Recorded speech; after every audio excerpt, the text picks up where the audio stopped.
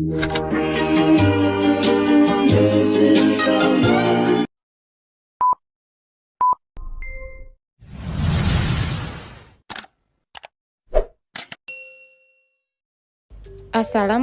warahmatullahi wabarakatuh. Bertemu lagi di pelajaran Pendidikan Agama Islam dan Budi Pekerti kelas 2.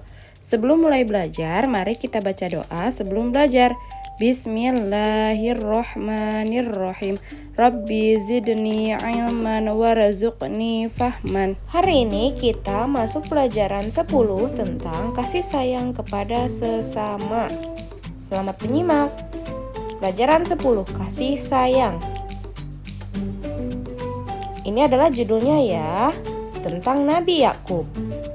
Nabi Yakub adalah bapak dari Nabi Yusuf alaihissalam. Allah memberikan kedudukan yang mulia kepada Nabi Yusuf alaihissalam. Nabi Yusuf juga diberi ilmu berupa tafsir mimpi. Nabi Yusuf adalah putra Nabi Yakub dan memiliki Bunyamin sebagai adik kandung dan 10 saudara berbeda ibu. Nabi Yakub sangat dekat dengan Yusuf setelah ibu kandungnya meninggal. Setelah ibu kandungnya meninggal, Yusuf baru berusia 2 tahun. Dan kedekatan Nabi Yusuf dengan ayahnya menimbulkan rasa cemburu 10 saudaranya yang tidak seibu. Ditambah Nabi Yusuf memiliki wajah yang lebih tampan. Suatu hari Yusuf bermimpi melihat 11 bintang, matahari dan bulan. Semuanya bersujud kepadanya. Yusuf kemudian menceritakan mimpi tersebut kepada ayahnya. Lalu Yakub berkata, "Jangan kamu ceritakan mimpimu kepada saudaramu supaya mereka tidak tergoda oleh setan dan mencelakakanmu."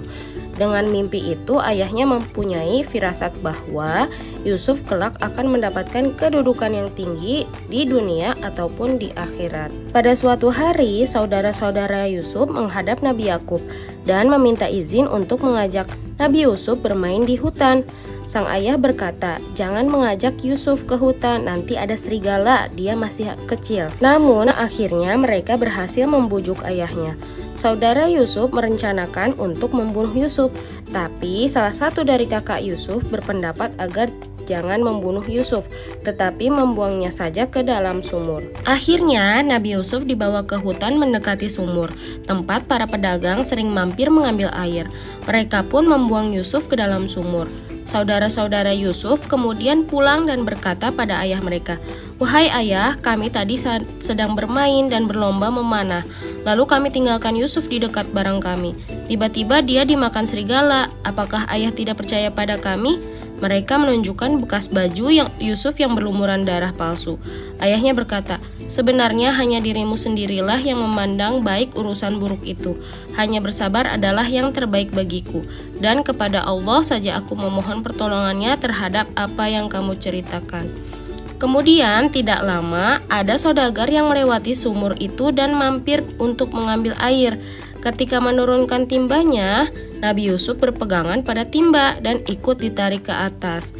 Saudagar itu terkejut, bukan kepalang, mendapati anak kecil yang tergelantung di timbanya.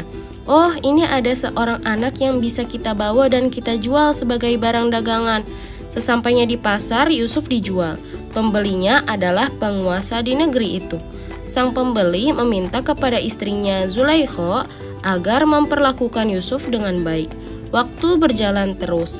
Lambat laun Yusuf menjadi pemuda yang cerdas. Dan pada suatu hari, raja bermimpi melihat 7 ekor sapi betina yang gemuk dimakan oleh 7 ekor sapi betina yang kurus, 7 tangkai gandum yang hijau dan 7 tangkai gandum lainnya yang kering. Raja segera mengumpulkan para penasehat untuk menjelaskan makna mimpinya. Namun tak seorang pun bisa menjelaskan makna mimpi itu. Seorang pelayan melapor kepada raja, "Baginda, saya punya informasi tentang orang yang pandai menjelaskan mimpi. Maka utuslah aku kepadanya." Pelayan kemudian diperbolehkan menemui Yusuf di penjara dan menceritakan perihal mimpi raja. Ketika itu Yusuf sedang dimasukkan penjara meskipun tidak bersalah. Yusuf menjelaskan kepada raja, "Hendaklah kalian bercocok tanam 7 tahun berturut-turut. Kemudian ketika kalian panen, hendaklah menyimpan makanan dengan cara membiarkan tangkainya kecuali sedikit untuk dimakan. Sebab setelah 7 tahun itu akan datang 7 tahun kemudian masa yang amat sulit. Pada masa sulit tersebut, kalian akan menghabiskan simpanan makanan sebelumnya. Setelah itu akan datang tahun di mana manusia diberi hujan dengan cukup dan mereka memeras anggur. Raja pun tertegun dengan penjelasan Nabi Yusuf yang masuk akal. Kemudian raja mengangkat Yusuf sebagai pejabat negara urusan pangan. Mulailah Nabi Yusuf menjadi pejabat keuangan.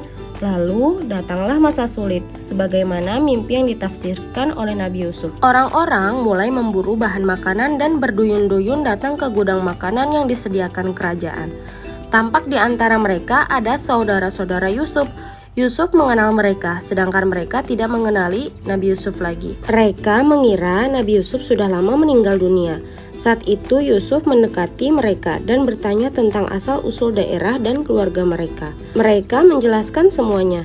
Lalu Nabi Yusuf bertanya, kenapa saudara kalian yang kecil yang bernama Bunyamin itu tidak ikut ke sini?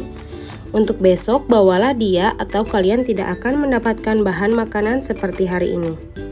Ketika saudara Yusuf kembali ke rumah, diceritakanlah kepada ayah mereka tentang pertemuan dengan pejabat tinggi kerajaan yang meminta Bunyamin ikut dalam perjalanan yang akan datang.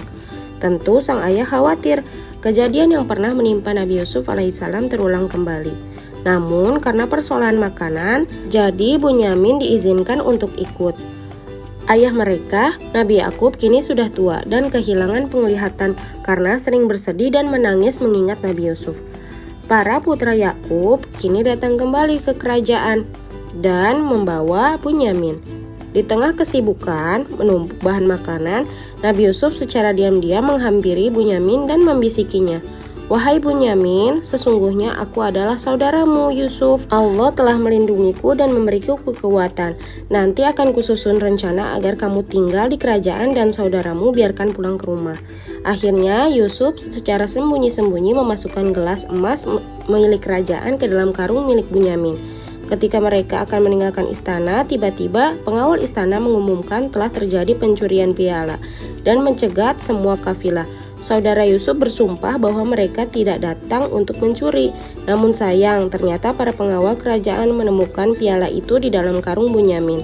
Bunyamin pun ditahan dan saudaranya yang lain dipersilahkan pulang. Saudara Nabi Yusuf kemudian kembali kepada ayah mereka di Palestina tanpa Bunyamin. Mereka mengabarkan apa yang telah terjadi. Ayahnya bertambah sedih mendengar kejadian yang menimpa dan berkata, "Wahai anakku, pergilah kalian mencari berita tentang keberadaan Yusuf dan Bunyamin. Jangan kamu berputus asa." Sewaktu mengambil makanan berikutnya, Nabi Yusuf mempertemukan Bunyamin dengan saudaranya, dan Yusuf pun berkata, "Sadarkah kalian tentang perbuatan apa yang telah kalian lakukan kepada saudara kalian sendiri?" Yusuf dan Bunyamin, mereka sangat terkejut karena di hadapan mereka ternyata adalah Yusuf, yaitu adiknya mereka yang mereka buang ke dalam sumur. Dan akhirnya mereka mengakui kesalahan dan memohon maaf atas perbuatan mereka membuang Nabi Yusuf. Dan Nabi Yusuf berkata, "Kalian tidak akan dihukum dan dipersalahkan. Aku mohon kepada Allah ampunan rahmat bagi kalian dan Allah Maha Penyayang."